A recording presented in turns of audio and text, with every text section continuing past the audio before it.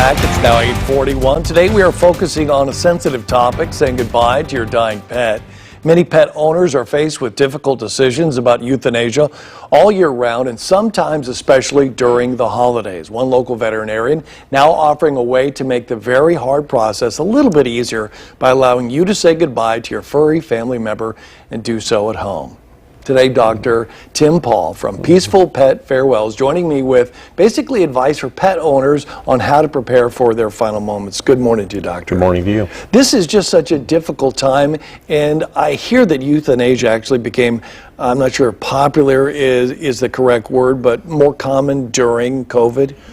At-home euthanasia definitely became more accessible and popular during the COVID time because it was harder to get into your veterinarian's office. Right. So a lot of people were faced with the decision, do I say goodbye to my pet outside my car at the curb and see them walk into the office, or is there a better way to do that? And so regarding those pet services, tell us a little bit about the, I guess, the services that you guys offer. Yeah.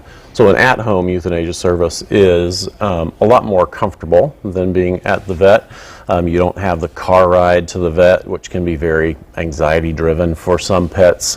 Even dogs that kind of ride in the car a little more than cats do know the way to grandma's house or to the dog park and also to the vet, and they start getting anxious as they approach. And then for the owner afterwards, driving home with tears in your eyes is kind of a sad ending to an already sort of miserable day experience.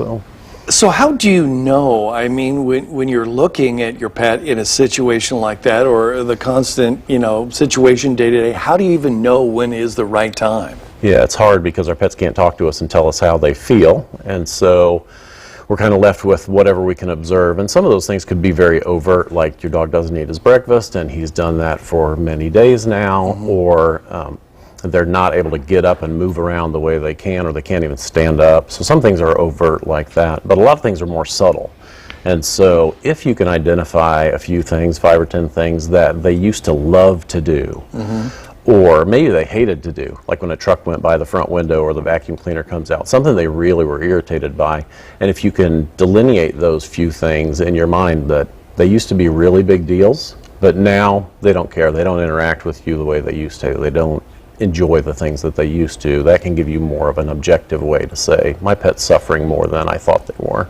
So how does the home situation work? And are you suggesting people they go to a veterinary first to get that versus just, all the options are on the table. Okay. And so definitely a conversation with your veterinarian will help you sort all of that out to say, okay, are there things we could do to make my pet comfortable, to elongate their life, to make their life more quality, or is it time to start thinking about saying goodbye? And doing it with someone you're familiar with. Some people, that's their choice, but also doing it at home is a much more comfortable choice because you're in your own surroundings. The pet can be in their pet bed, your cat can be on the top of the couch where they always hang out during the day, and they're administered a little sedative. So in 5 to 10 minutes they get quiet, they get pain-free, sleepy, and then a second medicine is administered that just shuts their nervous system down and their body follows. So it's and this is something that a homeowner can be told how to do? They can't do it themselves. They'll need a veterinarian to come with the right medicines. All right. And so